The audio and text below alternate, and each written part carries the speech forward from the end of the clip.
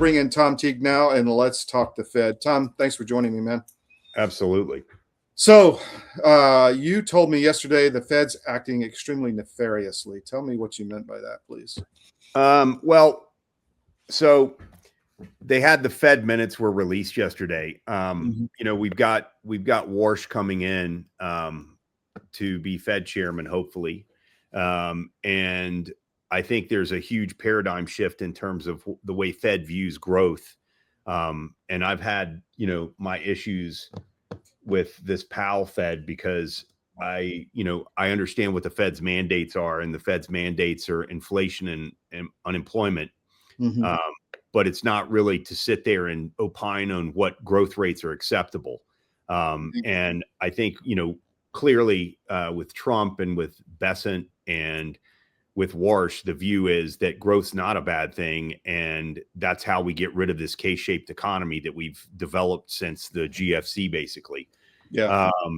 So I think yesterday you had the minutes come out in the Fed, and they don't really disclose the names, but there were a few people that were saying that they were more sort of open to a rate increase. And in the future, if inflation doesn't get out of this like sort of range to 2%, I mean, one is in this economy where we're trying to build infrastructure and we're trying to build industry back in this country, we're going to have a wider range probably for that 2% inflation number than we've had. And that's just like a normal thing, because you have these periods where, you know, there's going to be fluctuations in prices, where raw materials are going to get a little hotter, and we're going to have to weather through that in order to build what we need to build in terms of, you know, reindustrializing this country and providing jobs for people, you know, et cetera, et cetera. And what it looks like to me is they're sort of like lining up to oppose that entire policy that Warsh is going to have looser rates. And I sent you a chart that I found last week. Wrong one. Hold on. There you go. There you go. That's great. So like, if you look at this, the top line, the green line, is basically what is considered to be the real interest rate. And that's simply in this particular graph, it's the Fed funds rate less the inflation. So if you look at where that is a positive number on the right axis, it's almost solely during the course of Republican presidents. We dipped in the entire time, and the blue line down there is where inflation was, and the red line is where Fed funds set by the Fed was trading at the time. And you see when Trump took over in 2016, inflation stayed in that same range as it had been since basically Obama was elected. And they started raising rates like meaningfully. And the rates obviously is that red line at the bottom. So, you know, there seems to be a game that's going on with the Fed in that they think that during Republican expansionary administrations, we have to have real interest rates, which to me signals that there's, you know, some level of strictness in the Fed policy. And that's not good for growth. And I think that that's going to probably change. Well, I'm sure it's going to change if these guys get in, but they seem to be lining up to fight against that. And it's really troubling because, you know, if we want to have a good economy and we want people to have jobs and we want people to make more money, we have to grow. And if we want to get rid of our debt, we're going to have to grow our way out of it to repay it. And it's just like basic math. So, you know, that's what's disturbing to me about the Fed is they seem we're going to have a big fight to try and change things and to try and get this economy going. And this is sort of their last holdout because, you know, we've got midterms coming. If the economy does really well this year, it's clearly going to help the Republicans, which it should. And they're going to do everything they can to slow it down. So that's where CDM comes in and our new business offering, which your podcast will be helping as we move forward. We'll get to that later. But Trump put out something, and I didn't get a chance to dig into it. I was traveling all day yesterday. Hellish travel day, by the way. The air travel system is still screwed up, man. I mean, you know, sitting on the runway and can't get a gate and all that crap. Yeah. But he came out and said the trade deficit could go positive, as in a trade, you know, no more trade deficits soon, trade surplus. thoughts on that? Yeah, I mean, it's shocking a lot of people. I think Canada had one of the worst trade deficits this morning, if I'm not mistaken, that they've had in a while. I think the tariff stuff is clearly working against, the advice of all the so-called PhD economists. Mm-hmm. It hasn't generated the level of inflation. And actually, like, if you see like some of these staple companies, like, for example, this week, General Mills came out and said that they were cutting the prices of their food. So, like, let me interrupt there, because they said it was due to slowing economy that packaged foods were disappearing. I thought, well, they didn't even mention the Maha movement. Nobody wants this garbage anymore. I mean, do you think that's a big part of it? I mean, obviously there's a lot of people on Ozempic and all this stuff, and that's going to have an impact on the amount that people are eating in this side. And also, they can change what they put in there, and they're going to have to. And I think Pepsi already has. So, the Maha stuff is real and it's good. And I think that, hopefully if you want to make America stronger, you got to make them healthier as well. And that's sort of the goal. But, getting back to the tariff stuff, we haven't seen real evidence of this coming back in, and just to sit on the sideline and say that there's going to be inflation or that we're going to have to run these huge trade deficits, it's just wrong.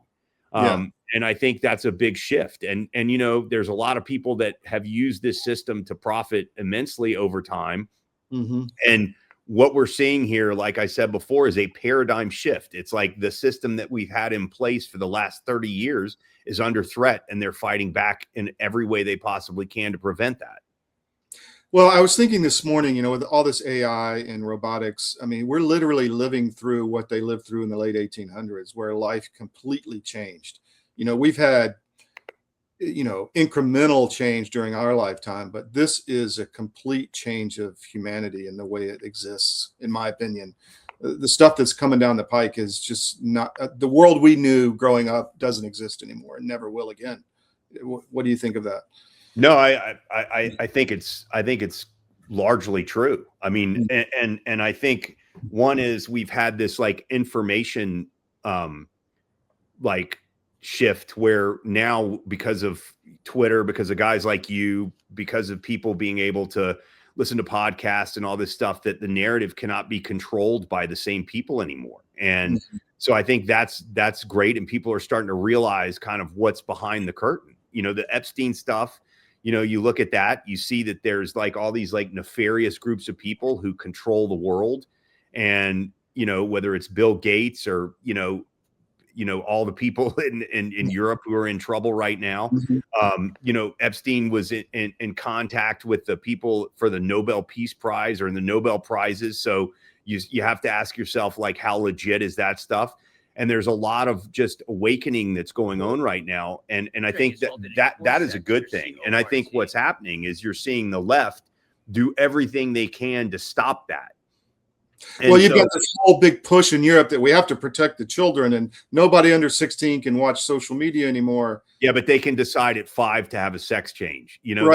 Right. That's absolutely absurd. And they're just trying to make sure that those people grow up and don't believe what we're starting to recognize right now. So and that they're not going to be able to put a lid on that. Anybody can get a VPN. Anybody can get around that. These kids are smarter than that. Yeah. So. Yeah. I think this is going to be a really interesting time because, what usually happens over time is the left comes out every time there's like some kind of like economic crisis or bad event and tries to convince everybody that communism's great. And then what we usually have is we have some huge economic expansion and then people kind of forget about it. And that's what happened after basically the wall fell. And in the 90s, we had this like huge economic expansion and all these like lefties kind of disappeared in the woodwork until the GFC. And they're going to fight like hell to stay in power. And they are. And they're going to arrest people and they're going to try and censor information and do everything they can. Your government doesn't care about you. That's why you need a medical emergency kit. It contains life-saving medications like ivermectin, Z-Pak, and antibiotics. Stock them before they block them. For the the first time ever, we're bringing you My Pillow mattresses and mattress toppers for as low as $99.98. Remember, sleep's all about temperature and pressure points. Whatever sleep needs you have, we have the right technology for you. Like our My Pillow mattress topper, our queen size has over 10,000 individual comfort supports to help relieve your pressure points. And how about our 3-inch Hybrid Plus mattress topper? It's infused with copper and silver to help your body get the restorative sleep it needs. And our My Pillow and Case Coil mattresses, I personally helped develop these mattresses to make sure they have everything needed to give us great sleep. Plus, they're made right here in the USA, and they ship right to your front door, absolutely free. So go to MyPillow.com or call the number on your screen. Use this promo code to get MyPillow mattresses and toppers for as low as $99.98 and free shipping. So what bothers me is the call to prayer in New York City. What do you think about that? Is that a blip or is that a long term? Are we becoming London the Stand in New York? Oh, I mean, that's what we're becoming. And, I mean, I think the right question that people are answering or asking right now is, what right do we have to preserve our culture and to not let it be overrun by people that we're allowing into our country? Like, should they be assimilating or should we be like allowing them to control? And, I mean, the reality is for a lot of these people who are coming into the UK and for a lot of the people who are coming into Europe, their view is that once they get a majority or once they get control, then everyone's going to have to be, part of this Sharia law thing. And like it's right to say, I don't want this. This is not our system. If you come in here, you have to become part of our system and you have to become part of our culture. And that is not transforming it. So the question is, how do you deal with that? I mean, obviously elections are a biggie and Trump's moving on the election. It seems, it's fits and starts. You see some good movement. And then yesterday he okays the mRNA flu vax and glycophosphate production, which is a poison to humans. So I don't know what the hell's going on. I mean, maybe it's the art of the deal. Somebody told me this morning, but it sure is frustrating. I have to admit, I don't know who around him is giving him this advice or what deals he's cutting or what. Yeah. I mean, there's a lot of, obviously the mRNA stuff, I'm not an expert on it. There's a lot of people who are saying that, there is value in it at some stage. I'm not sure I recognize that or from everything I've read. So you just have to hope that he's getting the right advice from people. But, I usually sort of go into the side that generally he is definitely in the right trajectory. And there's always going to be cases where there's, amounts of information that I don't know about something that is just not, that's relevant that I'm not aware of. Well, let me get back to the markets. Software seems to be recovering, but I read something yesterday that 50% of all software use could be absorbed by AI, meaning that it's just going to go away. Yeah, I think I think there was a reaction to Claude that came out and it really hit the SaaS sort of stocks in a big way. People were talking about it, at the end of last year.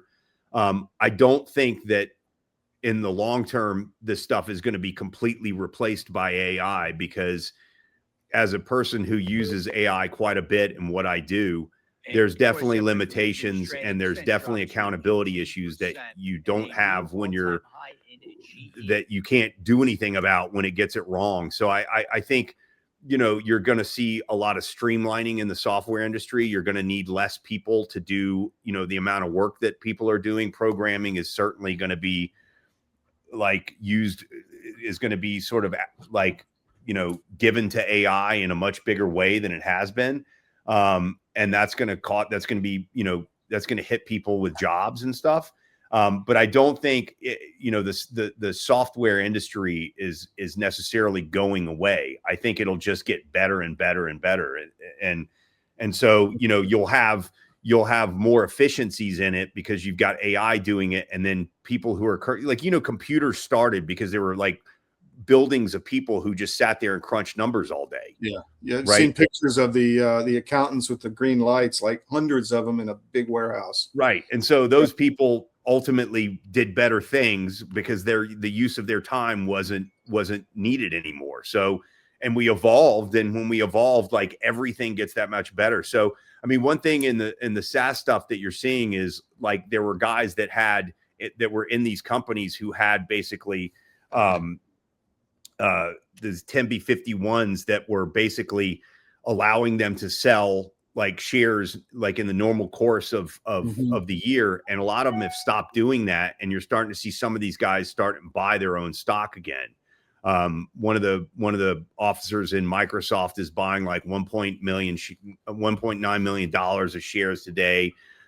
So a few guys are doing that. So I think that's probably good. And I think we, hopefully we've sort of seen the bottom for the SaaS sector for now.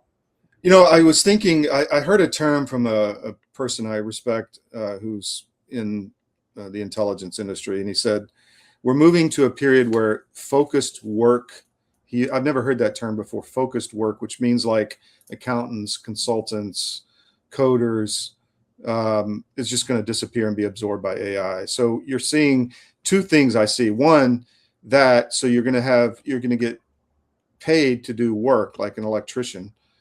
And two, you're going to get the people who are having babies are the same people who are going to get the work.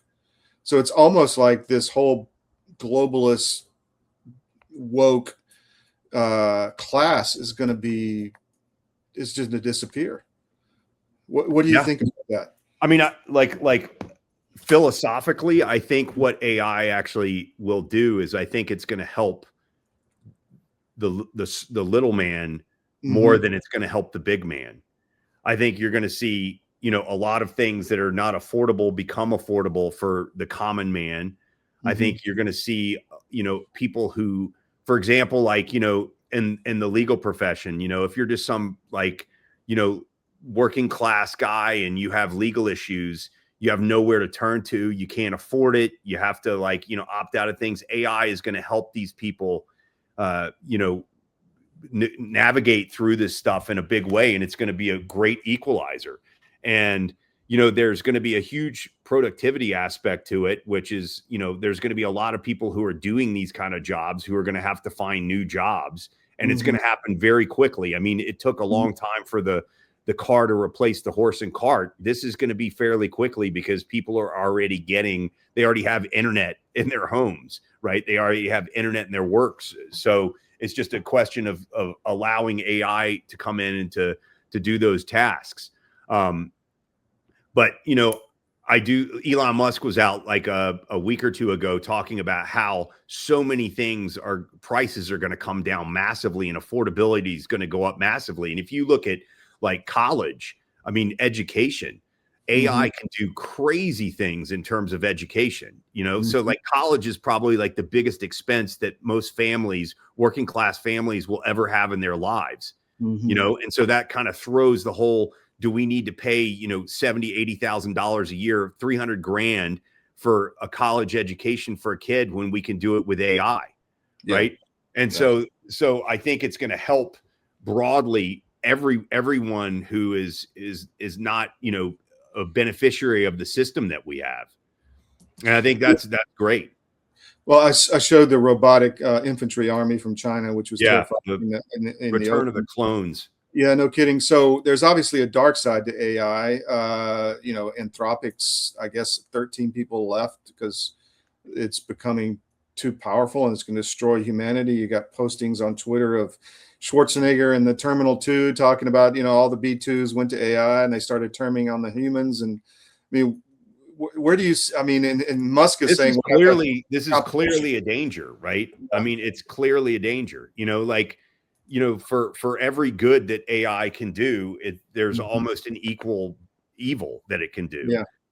And I continue to say the same thing, is that if you want to make sure that AI works, you encourage a lot of different AIs because it creates a competitive marketplace, and then you're not too reliant on one. I mean, there's stuff like some of the Anthropic stuff, I think, is because, some of these people who were working in this AI stuff are transhumanists, right? And that's a bit scary. These people think that AI will replace humans and are quite happy with it. And I think we've just kind of hit this like deconstructionist like level in our societies where, everyone's confused over what's good and what's evil. And I think we need to sort of like pull ourselves back into the more sort of traditional values of this. But I do think that that you have to watch AI, and you've got to make sure that I'm sort of, it's kind of like the universal basic income thing, right? Like this is going to become an issue at some stage, because if you have this many people displaced in such a short period of time, there's going to be a huge uprising in society. And when you have that, you usually have massive change, good or bad, right? So it's kind of like, as much as I'm against the concept of UBI, I think it's better for us to start having these discussions on it while we're in charge than when the left gets in charge and they just want to confiscate assets like they're doing in like the Netherlands right now. This is a special report. Knowing how to invest your money is harder than ever before.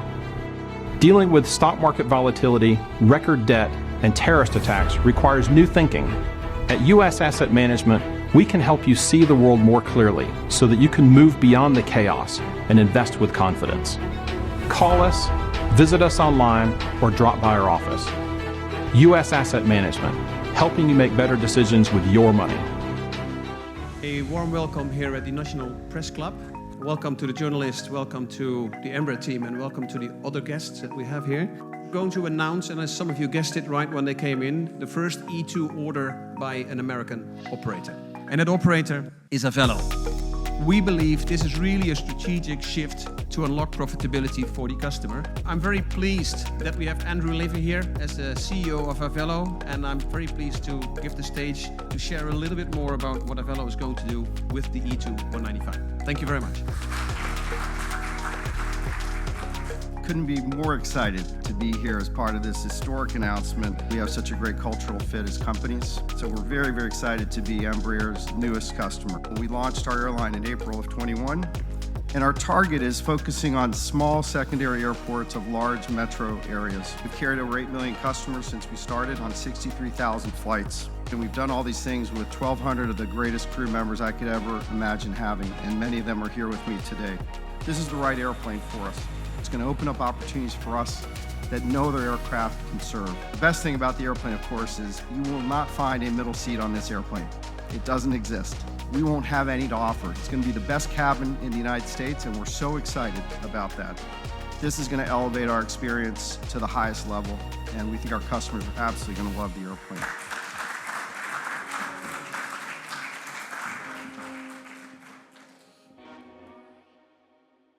Right. Yeah, talk to people about that. They may not be aware of it. What's happening in the Netherlands? Well, so in the Netherlands, I think it's 2028, and I think it has to still go through the Senate, but they're looking at taxing people on their capital gains, unrealized capital gains of assets. This doesn't include property, hard assets, or startups. It's basically like bonds and stocks and things of that nature. So, but it's basically confiscation. You're going to have to tell them how much you've gained on these things and pay like a 36% tax.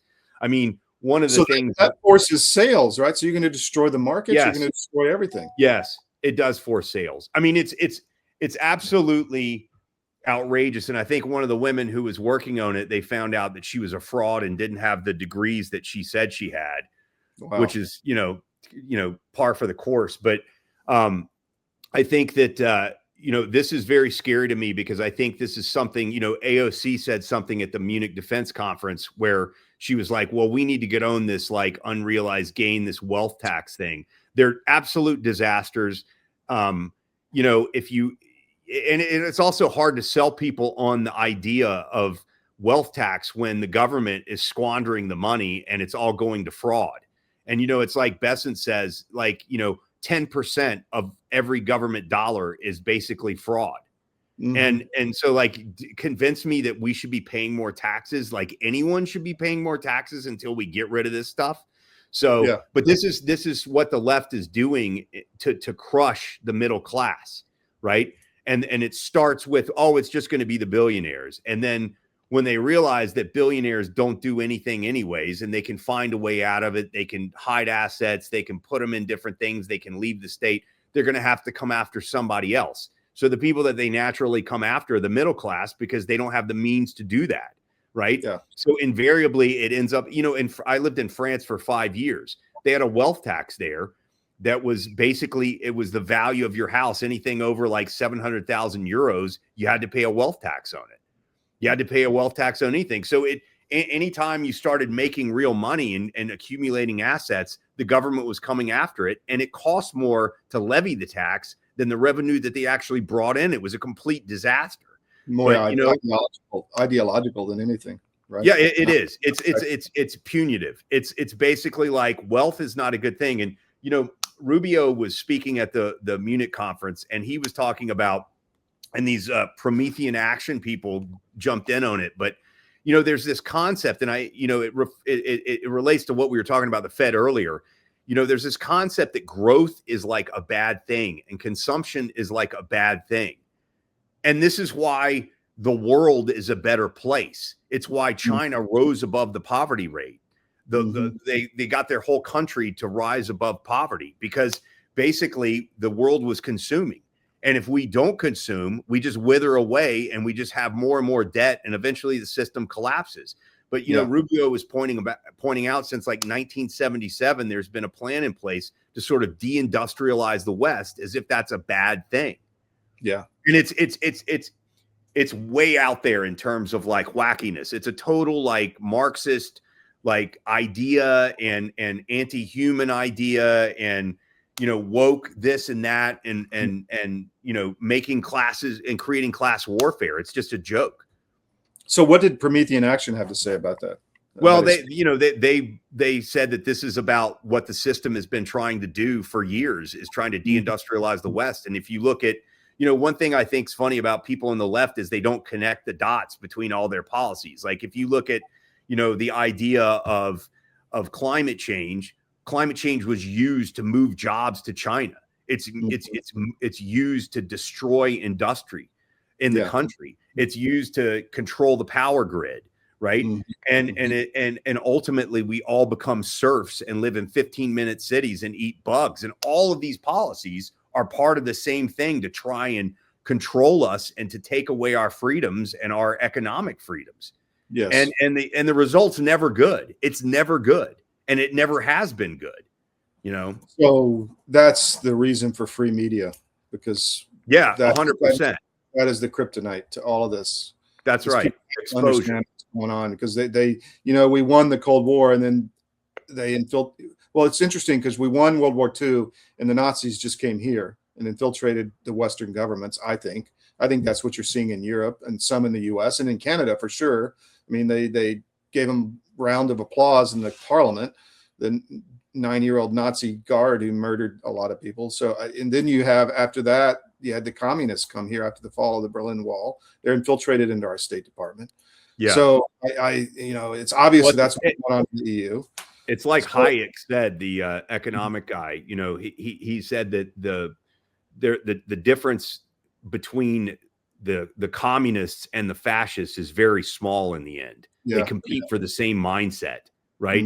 So, I guess in a way, the real victor of the Second World War was the USSR, right? Yeah.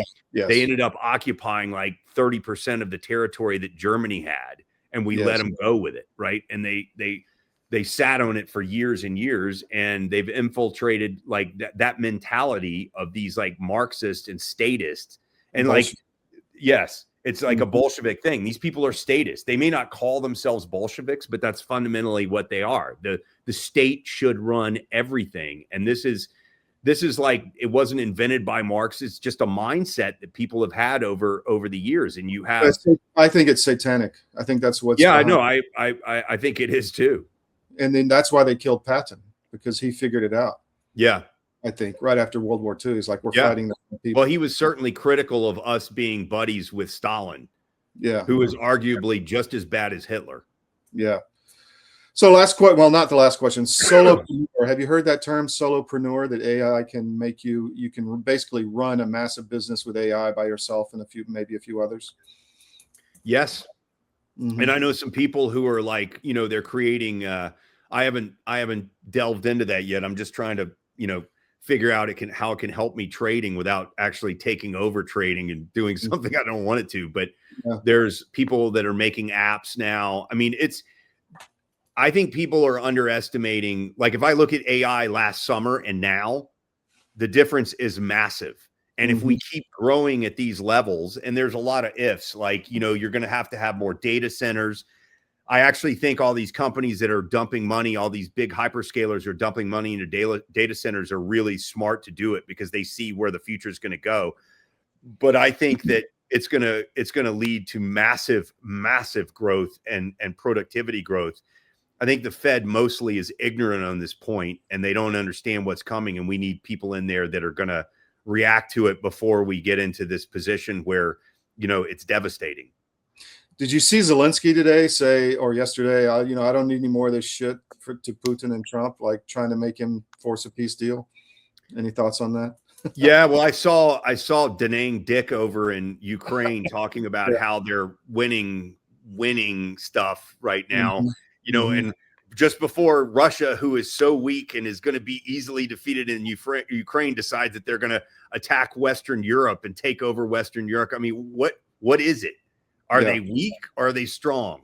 Yeah, it's surreal to listen to people speak about Russia in this way. I mean, it's really surreal. I'm like, these people are mad. They are completely insane in Europe and paranoid. And you get these like, left-wing WEF weirdos who have this like, like Putin derangement syndrome. And it's like they're 1 week they're talking about how they're getting ready to start war with Russia, and the next week they're talking about how they want to fight a war with the U.S. over Greenland. I'm like, what are they ready for a two-front war? Like with what? With their like 5 destroyers in Europe? Like, ooh. All right, last question. Crypto's not going anywhere. The ETFs are still selling. I saw this morning. What do you think of that whole sector? I think people got massively bullish on the sector because of the Trump administration. I have a friend who saw Warsh get appointed, and Warsh is his sort of reputation is that he's going all these themes that you're buying crypto because it's not a fiat currency, and you're buying crypto because the dollar's going to hell and we have too much debt and all this stuff. Warsh is a much more credible candidate in terms of like, having good economic policies as well as, maintaining a credible Fed and maintaining the dollar and all this stuff. So that's kind of like, taking one of the tires out in the whole frickin', crypto bus that people are not able to like, hang their hat on anymore. Because I think if we grow at 4% and 5%, and I've said it on your show before, I think the dollar ends up getting stronger. And I got to be honest with you, I think we're going to have a major bond rally this year, and you're going to see 10 years at like 3.5%. And I think it's going to be because we get the credibility back, we grow, and all of a sudden people start looking at our debt as, wow, you know what? These guys are going to be able to repay it if they have this growth rate. And it's going to show the rest of the world how to get out of this MMT mess that they've gotten themselves in. So I think that's really what crypto is showing. But to the point, my friend was telling me, he's like, I can't believe Trump is doing this and hurting himself and his family with their investments in crypto. And I was like, well, maybe he is doing the right thing. Well, I read there's an article this morning, Trump family courts Wall Street leaders at Mar-a-Lago crypto forum. I got to dig into that, but a lot going on. Yeah. I mean, I think, I was speaking to somebody last night who's running for office, and I think that you got to also view it as they tried to do everything they could to the Trump family, putting them in jail, calling them, out, accusing them of treason. Trump's going to have a pretty big war chest for himself when this is all said and done, because they're going to go after him for years and they're going to go after his family. So I can't, it's not like I'm a big fan of his sons using the position they're in to make money, but I understand that they need to do it and I understand why. And to be fair, like, everyone else seems to be doing that as well. And at least it's got sort of a legitimate, aspect to it, unlike, being on the board of Burisma, right? Yeah. No kidding. Well, we will see. So much to talk about. I could talk to you for another hour. Anyway, Tom, thank you very much, man. We'll have you back. Any name for the podcast yet? Still working on it? I'm still considering it. All right, man. Cool. We'll give you some more time. All right. All right. Take care. Bye. Bye.